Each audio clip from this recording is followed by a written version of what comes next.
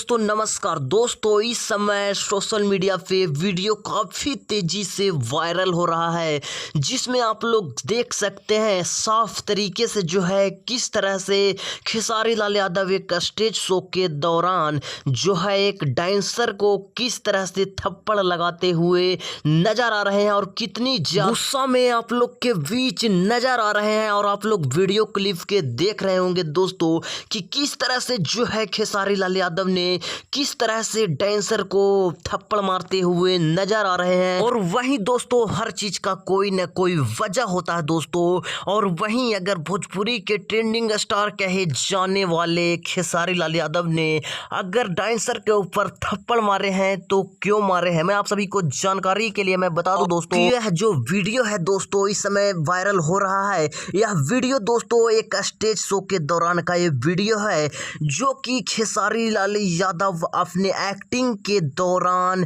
अपने डांसर को थप्पड़ मारते हुए नजर आ रहे हैं। जी हाँ दोस्तों, तो आप लोग इस पे क्या कहना चाहेंगे आप लोग कमेंट करके जरूर बताएं। और दोस्तों आप लोग खेसारी लाल यादव को दिल से सपोर्ट करते हैं, इस चैनल को सब्सक्राइब एंड वीडियो को लाइक करना बिल्कुल ना भूलें।